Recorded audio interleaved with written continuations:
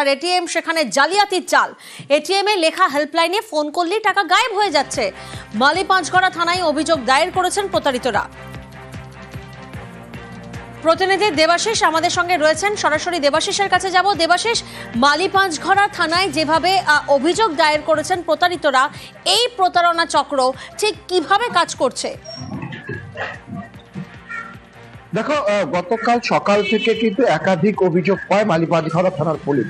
প্রথমের দিকে কিন্তু সেই বিষয়টিকে পুরোপুরি আমল দিতে চায়নি, হয়তো ভেবেছে বিচ্ছিন্ন একটি ঘটনা, কিন্তু পরপর একাধিক অভিযোগের পর কিন্তু তদন্ত শুরু করে মালি পাঁচঘড়া থানার পুলিশ। মূলত প্রতারিতদের যে অভিযোগ, সেই অভিযোগ হচ্ছে সালকিয়া বাদাঘাট অঞ্চলে এখানে একটি ব্যাংকের, রাষ্ট্রায়ত্ত ব্যাংকের, সেখানে এটিএম রয়েছে। সেই এটিএম এ টাকা তুলতে গেলেই তাদের যে কার্ড হোল্ডার, সেখানে কিন্তু কার্ড লক হয়ে যাচ্ছে, কার্ড বেরোচ্ছে না। আর ঠিক সেই মনিটরে সেখানে লেখা রয়েছে একটি হেল্পলাইন নাম্বার, তা মার্কার দিয়ে।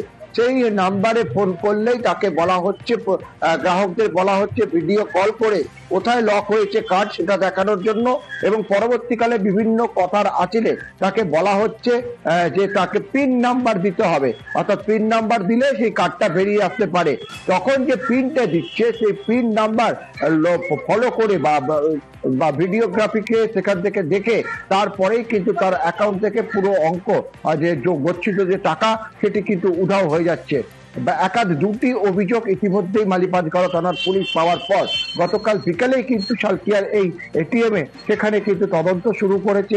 সেখানকার সিসিটিভি ফুটেজ চেক করা হচ্ছে, কে বা কারা এসে এই নাম্বার লিখেছিল এবং কোন রকম ক্লোন করা হয়েছে কিনা সেই কার্ড হোল্ডার, যে বারবার কেন একাধিক ব্যক্তি হয়তো মাঝে মাঝে একজন দুজনে আটকে যাচ্ছে, তারপরে আবার রিলিজ হয়ে যাচ্ছে, কেন হচ্ছে পুরো বিষয় ইতিমধ্যে তদন্ত শুরু করা হয়েছে। সাইবার ক্রাইম ডিপার্টমেন্টেরও কিন্তু দেবাশিস, তুমি আমাদের সঙ্গে থাকো। আমি এটিএম দিয়ে টাকাটা তুললাম, টাকাটা বেরিয়েও গেল। আর অ্যাকাউন্টের মধ্যে 42,000 টাকা ছিল। 1500 টাকা আমি তুলেছি, 1500 টাকা বেরিয়ে গেল। তারপরে দেখছি এটিএম কার্ডটা ফেসে গেছে মেশিনের মধ্যে। এটিএম কার্ডটা ফেসে গেছে তো আশ্চর্য হয়েছে। তো আমার লোকাল ছেলেগুলো আছে, তাদেরকে দেখালে ওরাও বার করতে চাইলো, তো বেরোয়নি। হেল্পলাইনে ফোন করেছি, তারপরে আমার নম্বরটা আমি বললাম, তখন মেসেজ দেখছি তো আমার অ্যাকাউন্টের মধ্যে জিরো।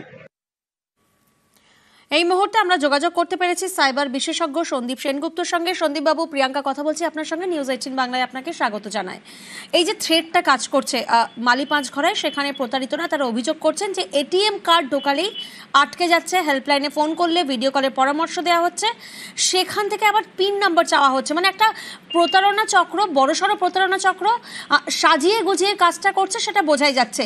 এই সাইবার থ্রেডটাকে কিভাবে প্রিভেনশন করা যাবে? দেখুন, এই পুরো জিনিসটা ঘটেছে, এটারই রিপিটেশন আবার আমি শুনতে পাচ্ছি আজকে আপনার কাছে। এইখানে দুটো পার্ট আছে, একটা হচ্ছে ব্যাংকের গাফিলতি আর একটা হচ্ছে কাস্টমারের গাফিলতি। ব্যাংকের গাফিলতিটা কোথায়? ওই এটিএমটাকে ঠিক করে সুরক্ষিত করতে পারেনি, ওটা ট্যাম্পার করেছে এবং ওখানে কার্ডটা ঢোকালে আটকে যাচ্ছে। এটা ব্যাংকের সাইডে ফল্ট।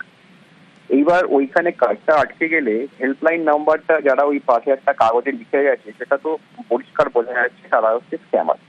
কিন্তু হেল্পলাইন নাম্বারটা কিন্তু এটিএম এর গায়ে ছোট করে লেখা আছে, বা কার্ডের মধ্যেও লেখা আছে, বা আপনার এই হেল্পলাইন নাম্বারটা আপনারা নিজের মোবাইলেও সেভ করে রাখতে পারেন। সেইখানে কল করা উচিত, যেটা গুগল ঘেটে হোক বা এটিএম গায়ে যে নাম্বারটা আছে সেটা থেকে হোক। কিন্তু যে কাগজে একটা হেল্পলাইন নাম্বার দিয়ে গেছে, এটা তো ডাইরেক্টলি জামতারার কল সেন্টার, ওখানে ফোন করলে জামতারায় ঢুকে যাচ্ছে এবং তখন যা যা বলছে ফলো করা হয়, গন্ডগোলটা হচ্ছে। এবার ব্যাপার সলিউশনটা হচ্ছে যে আজকে যদি এইখানে টাকাটা বেরিয়ে যায়, আমার মনে হয় এখানে একটা ব্যাংকে একটা চিঠি লেখা উচিত যে আপনাদের এটিএম এর একটা গন্ডগোল ছিল, তার জন্য কার্ডটা আটকে যাওয়ার জন্য আমার টাকাটা এরকম বেরিয়ে গেছে। এবং ব্যাংক যদি তারপরে তার কোনো কোঅপারেশন না দেয়, তাহলে সেটা রিজার্ভ ব্যাংক অফ ইন্ডিয়াকে ডাইরেক্টলি কমপ্লেন করা উচিত। আমার মনে হয় যে টাকা হারিয়েছে সেগুলো সমস্তই ফেরত পাওয়া যাবে। আচ্ছা, ধন্যবাদ।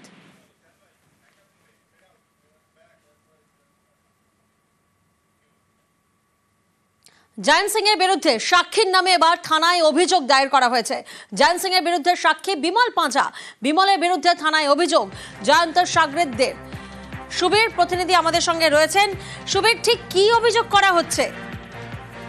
দেখো, গত পরশুদিন রাত্রিবেলা বিমল পাঁজার বাড়ির সামনে দিয়ে যখন সুশোভন সরকার যাচ্ছিলেন জয়ন্ত সিং এর সাগরেদ, তখন সে তাদের লক্ষ্য করে কটূক্তি করেন এবং তখনই যে বিমল পাজার ছেলে এবং তার লোকজন তাকে কিন্তু বেধড়ক মারধর করে বলে অভিযোগ এবং সে এই মুহূর্তে আহত অবস্থায় একটি হাসপাতালে ভর্তি রয়েছেন। এবং এই জায়গা থেকে তার যে পরিবারের লোকজন অর্থাৎ সুশোভন সরকারের পরিবারের লোকজন বেলগড়িয়া থানায় অভিযোগ দায়ের করেছে বিমল পাজা এবং তার ছেলের নামে এবং ইতিমধ্যেই বেলগড়িয়া থানার সামনে গিয়ে তারা বিক্ষোভ দেখিয়েছেন। পাশাপাশি তারা বলছেন যে আড়িয়াদহ এলাকাতে রাত্রিবেলা হলে তারা কিন্তু সেখান থেকে হাঁটাচলা করতে পারেন না। বিমল পাজার লোকজন সেখানে এমনটাই একটা আতঙ্ক তৈরি করেছে যে সেখান থেকে হাঁটাচলা দায় হয়ে গিয়েছে। বেশ, আড়িয়াদহ মাঠের সামনে দিয়ে পাস করছিলাম। সায়নদীপ পাজা ও তার দলবল হাতে লোহার কিছু নিয়ে আমার এই চোখে আচমকা ঘুষি চালায়। চোখ দিয়ে রক্ত পড়তে থাকে। এখানে দুটো সেলাই পড়েছে। বিমল এবং সজল পাজা বলে, তোকে তোর বাবাকে জানে মেরে ফেলবো। বন্দুকের বার দিয়ে আমাকে মারে, লোহার কিছু দিয়ে মাথায় মারে। চরম আতঙ্কিত। আমি চাই পুলিশ প্রশাসন এদের এগেনস্টে সঠিক অ্যাকশন নেয়। আমি যখন রাত্রিবেলায় ফোন করলাম, ছেলে বললো বাবা বাড়ি যাচ্ছে করে ভাড়া করে চারিদিক করছি, খোঁজ পাইনি। সকালবেলায় এসে শুনছি আমার ছেলের এক বন্ধু এরা ছিল, এসে বলছে হসপিটালে ভর্তি। মানে কেন, কি হয়েছে? তখন বলছে ওকে মেরেছে সজল পাজা, বিমল পাজা আর আছে সাইন পাজা। থানায় আসি, দেখে আমি বড়োবাবুর সঙ্গে দেখা করি, বাবুর সঙ্গে কথা বলি যে স্যার এইটা কি ব্যাপার আপনি বলুন।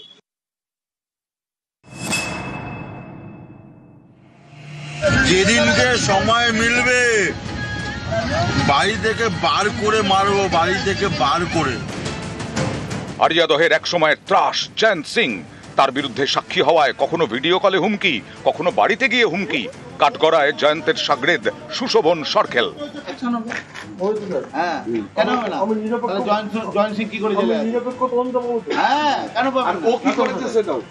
এই ঘটনায় এবার বেলঘড়িয়া থানার বিরুদ্ধে অতি সক্রিয়তার অভিযোগ। সাক্ষীকে যে হুমকি দিয়েছে সেই সুশোভন সরকেলকে রবিবার ধরে নিয়ে যায় পুলিশ। আর যাকে হুমকি দেওয়া হয়েছে সেই জয়ন্ত সিং এর বিরুদ্ধে সাক্ষী বিমল পাজাকে সোমবার গ্রেফতার করেছে পুলিশ।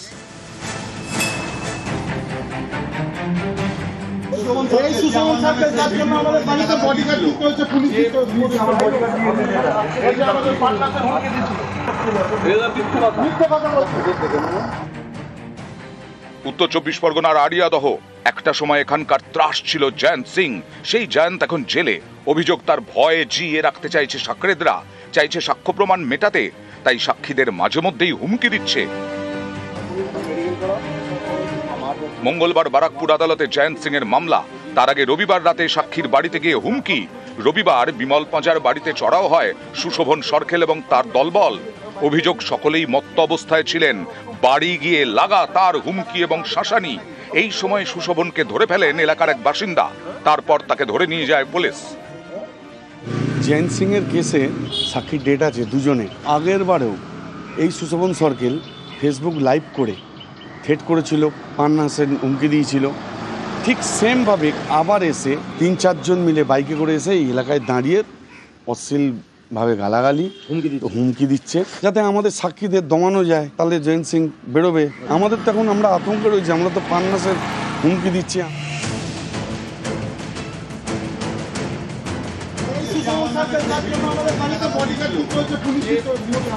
বিমলের বিরুদ্ধে পাল্টা মারধরের অভিযোগ করে সুশোভন, যার ভিত্তিতে সোমবারই বিমলকে গ্রেফতার করল বেলঘড়িয়া থানা। অনেকেরই প্রশ্ন, যে জয়ন্তের সাকরেদ, যার বিরুদ্ধে বাড়ি গিয়ে হুমকি দেওয়ার অভিযোগ, তাকে আগে গ্রেফতার না করে কেন যিনি সাক্ষী তাকে তড়িঘড়ি গ্রেফতার পুলিশের? এটা কি অতি সক্রিয়তা নয়?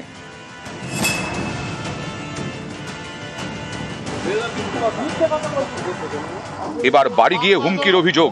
এর আগে ফোনে বিমল পাজাকে হুমকি দিয়েছিল জয়ন্তের সাকরেদ সুশোভন। শোন, যেদিনকে সময় মিলবে বাড়ি থেকে বার করে মারবো, বাড়ি থেকে বার করে।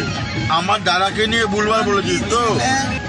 এক একটাকে বাড়ি থেকে বার করে মারবো। তুই যে মুখে ফেস ওয়াশ করছিস না, তোর ফেস ওয়াশটা তোর ওই সাইডে করবো, বুঝলি? রেডি থাক, তোকে ওপেন চ্যালেঞ্জ করছি। তোর কোনো নেতা আছে ওর কোনো পুলিশ আছে ওপেন টু আমার নামে সুশোভন সরকেল 8 নম্বর ওয়ার্ড কমপ্লেন করছে।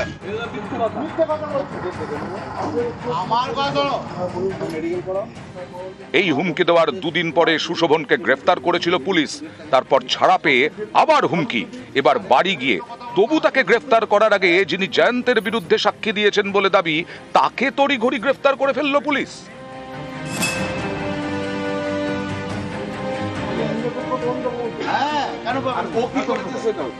উত্তর 24 পরগনা থেকে সুবীর দে, নিউজ 18 বাংলা।